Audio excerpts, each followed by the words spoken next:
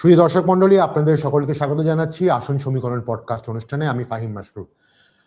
আপনারা জানেন যে আমরা বাংলাদেশের যে 64টা ডিস্ট্রিক্ট আছে, প্রতিটা ডিস্ট্রিক্ট ধরে ধরে আমরা যে আসনগুলো আছে, সংসদীয় আসনগুলো, সেগুলোর উপর অ্যানালাইসিস করি এই পডকাস্ট অনুষ্ঠানে।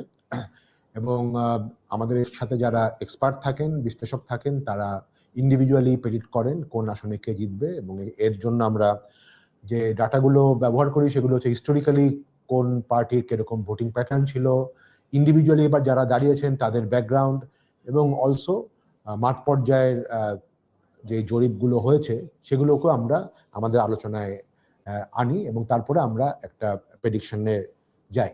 তা আজকে এই সেশনে আমরা এখন বরগুনা জেলা, দক্ষিণের বরগুনা জেলার যেই দুটো সিট আছে সেই দুটো সিট নিয়ে আমরা আলোচনা করব।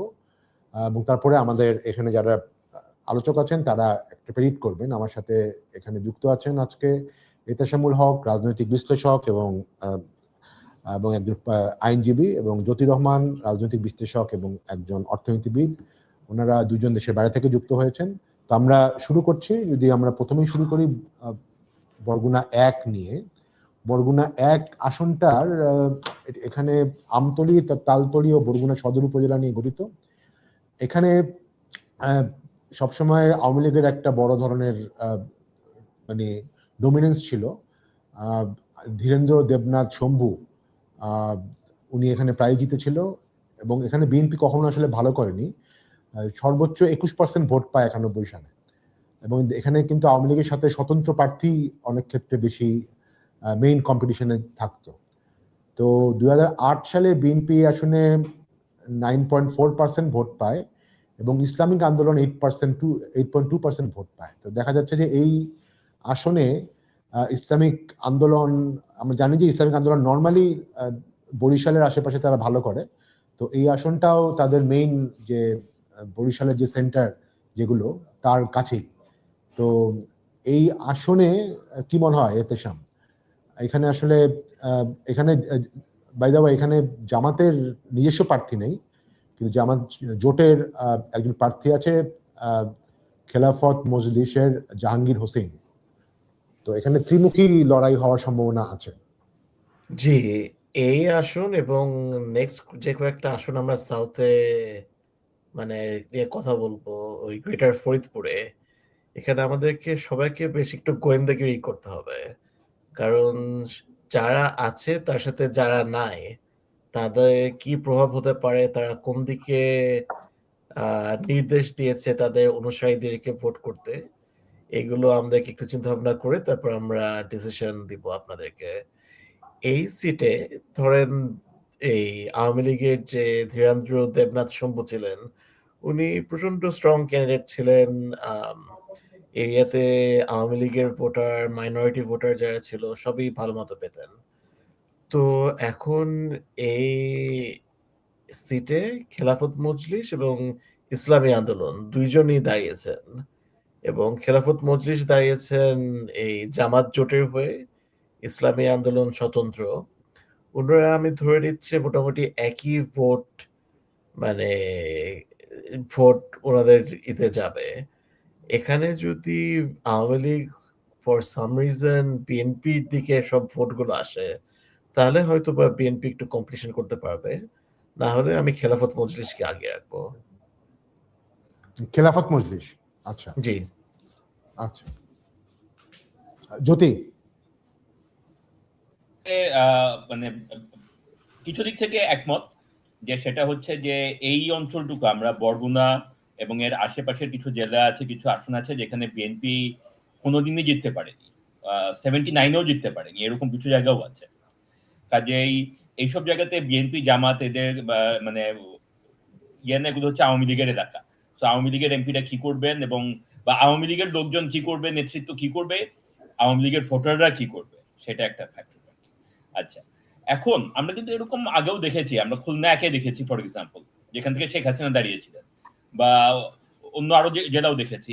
তো আমি ওই একই ফ্রেমওয়ার্ক ইউজ করব, তার সাথে আমি আরেকটা জিনিস যোগ করতে চাই, সেটা হচ্ছে যে আপনার আওয়ামী লীগের যেসব এমপি যারা ছিলেন তাদের মানে এক একজনের আপনার রেপুটেশন তো এক এক রকম, মানে they were somewhere more corrupt than others, somewhere more controversial than others.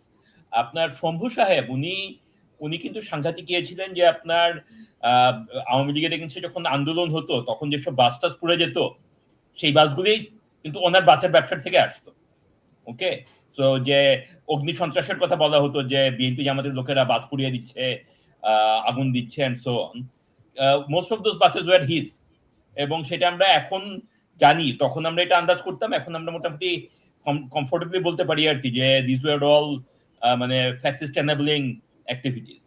So just putting that here, এরকম যাদের রেপুটেশন হয় তাদের আওয়ামী লীগ যদি কোনো সময় রিফাইন্ড আওয়ামী লীগ হয়ে ফেরতও আসে, শম্ভু সাহেবের মতো লোকেদের জন্য আসাটা খুব ডিফিকাল্ট, এবং এটা এলাকার মানুষও জানবে। সো এলাকার মানুষ যখন জানে যে আমাদের পুরনো এমপির ফেরত আসা difficult, they might be much more interested in voting. আর তারা যদি ভোট দিতে যায়, আমরা দেখেছি ন্যাশনাল সার্ভে থেকে, আমরা দেখেছি অন্য এলাকার লোকাল সার্ভে থেকে বা লোকাল ইন্টেলিজেন্স থেকে, যে আপনার পার্টিকুলারলি মাইনরিটি কমিউনিটির লোকেরা তারা বিএনপির দিকে যেতে চাচ্ছে। এখানে যেহেতু আমরা দেখতে পাচ্ছি না যে বিএনপির কোনো অবভিয়াস রেবেল ক্যান্ডিডেট আছে বা কিছু, আমি মনে করছি যে ইসলামী আন্দোলন এবং খেলাফত মজলিস, মানে ওই ইসলামপন্থী ভোটটা ওনাদের মধ্যে ভাগ হয়ে যাবে, কিন্তু আওয়ামী লীগের বা পার্টিকুলারলি মাইনরিটি কমিউনিটির ভোটদের সাপোর্টে আমি এখানে বিএনপিকে এগিয়ে রাখছি। ওকে, আসলে এই আসন বেশ ট্রিকি, তো আমার কাছে মনে হয় যে কিছুটা আমরা একটু আন্দাজেই হয়তো কিছু করতে হবে, এবং কারণ আমরা এখনো ফিল্ড লেভেলের ইনফরমেশন খুব বেশি লেভেলে তো জানি না, যে নো ডাউট আওয়ামী লীগের ভোটাররাই এখানে মেইন ফ্যাক্টর হবে। তো সেই অর্থে কারা আসলে কিছুটা হলেও মানে আওয়ামী লীগের যারা আছে তাদের প্রোটেকশন দিতে পারবে, সেটাই এত মেইন একটা ফ্যাক্টর হবে।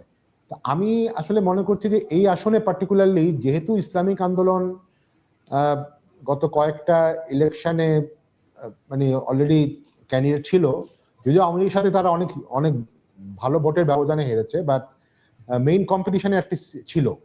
তো এবং ইসলামিক আন্দোলন যেই কয়েকটা জেলায় তারা যথেষ্ট এফোর্ট দেয়, পার্টিকুলারলি দক্ষিণের যে জেলাগুলিতে, তার মধ্যে এই আসনটা অন্যতম। আমি ওই রেসপেক্টে আসলে এখানে তো এগিয়ে রাখবো ইসলামিক আন্দোলনের যে ক্যান্ডিডেট ওনাকে, কারণ এখানে আসলে মানে হ্যাঁ কিছুটা ভোট হয়তো ভাগ হতে পারে, বাট আমার ধারণা ভোটাররাও হয়তো বিএনপির ক্যান্ডিডেটকে যদি মনে করে যে যারা একটু ইসলামিক মাইন্ডেড, তারা হয়তো একটা অ্যালাইনমেন্টে নিজেরা চলে যাবে লাস্টের দিকে। ওই রেসপেক্টে আমি এই আসনে এগিয়ে রাখছি ইসলামিক আন্দোলন। তো আমরা তিনজন তিন দিকে বললাম, রাইট? তো এটা যখন আমাদের ম্যাপে যাবে তখন এটা ইয়ে হয়ে থাকবে আর কি, কোয়েশ্চেন মার্ক থাকবে, কোশ্চেন মার্ক থাকবে, অথবা হয়তো মডারেটর হিসাবে আমার প্রেফারেন্সটা গ্রুপ প্রেফারেন্স হিসেবে, if you allow. Absolutely, why not, sure. Okay, thank you. But of course এটা তো আমাদের মানে টেবিলে থাকছেই যে আমরা এক একজন এক পার্টিকে আমরা প্রেফারেন্স না মানে প্রেডিক্ট করছি। তো আমার মনে হয় আমরা এই ক্ষেত্রে বরগুনা শেষ করি। তো বরগুনা একের ক্ষেত্রে আমরা মোস্ট প্রবাবলি ডিসিশন নিলাম যে না সরি বরগুনার মধ্যে এক নিয়ে আলোচনা করছি আমরা, হ্যাঁ 2 নিয়ে আলোচনা করিনি, এখন 2 নিয়ে আমরা আলোচনা শুরু করি। এখানে হচ্ছে বামনা, পাথরঘাটা ও বেতাগী উপজেলা। এই আসনে বিএনপি নুরুল ইসলাম মনি 2001 থেকে অ্যাকশনে 87% ভোট পেয়ে আওয়ামী লীগ প্রার্থী থেকে অনেক ভোটে হারিয়েছিল। ভেরি ইন্টারেস্টিং যে এটা মানে দক্ষিণবঙ্গের একটা জেলা হওয়া সত্ত্বেও এখানে বিএনপি প্রার্থী কিন্তু যথেষ্ট স্ট্রং, এবং এই আসনে জামাতের খুব বেশি ভোটও নেই। ইসলামিক আন্দোলন হয়তো এই আসনে কিছু ভালো প্রতিদ্বন্দ্বিতা করবে। তো এতেশাম মানে এর কারণটা কি? আপনি এই আসন নরমালি এই বেলটা তো একটু আওয়ামী লীগের বেল, তারপরে উনি এখানে এত ভালো কিভাবে করেন? ব্যক্তি ইমেজে নাকি অন্য ইস্যু আছে? ওনার ব্যক্তি ইমেজ স্ট্রং, এবং যেটা হয় যখন মানুষজন একটা কঠিন জায়গাতে থাকে তখন তারা নিজেদেরকে সেভাবে মানে তৈরি করে নেয়। তো উনি যেহেতু অনেকদিন থেকে আছেন, তো উনি এখানে বারবারই ভালো মতো জিতে আসছেন, কাজে এবারও মানে আওয়ামী লীগের ফ্যাক্টর সহ বলতে পারি উনি জিতে আসবেন এখানে। ওকে, জ্যোতি, আমিও তাই। আমি একটু একটু খোঁজ করছিলাম যে কোনো রেবেল ক্যান্ডিডেট আছে কিনা, তার এগেনস্টে কোনো রেবেল ক্যান্ডিডেট নেই, থাকার কথাও না। এরকম স্ট্রং এমপির বিরুদ্ধে কার্ড হয়েছে আর কি, যে আপনার মানে সুইসাইডালি রেবেল হিসেবে দাঁড়াবে। সো এটা মনি সাহেবই জিতবেন, বিএনপি ভালোভাবেই জিতবে। ওকে, ধন্যবাদ। আমিও আসলে আপনার সাথে একমত, কারণ এখানে অলরেডি ওনার একটা ট্র্যাক রেকর্ড আছে এবং বেশ ভালো মার্জিনে জিতে। আওয়ামী জায়গায় উনি যেভাবে আওয়ামী লীগকে হারায়, তো ওনার এখানে তার কোনো কারণ আছে বলে মনে হয় না। তো আমরা তাহলে তিনজনই এই বরগুনা 2-এ প্রেডিক্ট করছি যে এখানে বিএনপি প্রার্থী নুরুল ইসলাম মনি জিতে আসবেন। তো আমরা বরগুনাটাকে শেষ করছি। শুধু দর্শক মন্ডলী, আমাদের সাথে থাকার জন্য ধন্যবাদ। আপনারা জানেন যে আমরা ইলেকশনের আর 2 দিন মাত্র বাকি আছে। আমাদের এখনো প্রায় 100-র বেশি সিট প্রেডিক্ট করার বাকি। আমরা আজকে 10টার মতো আসন, 10টার মতো জেলা, আমরা আসলে প্রায় 50টার মতো আসন নিয়ে আজকে প্রেডিকশন দিব। আমাদের সাথেই থাকুন। আমরা আর দক্ষিণবঙ্গের আরো কিছু জেলা, মাদারীপুর, শরীয়তপুর, গোপালগঞ্জ নিয়ে আপনাদের সামনে আর কতক্ষণের মধ্যেই আমাদের প্রেডিকশন নিয়ে আসছি। ধন্যবাদ। আচ্ছা, আমি কি চট করে ফাহিম একটু সিট কাউন্টগুলি বলে দেবো? আমি আমরা সোফা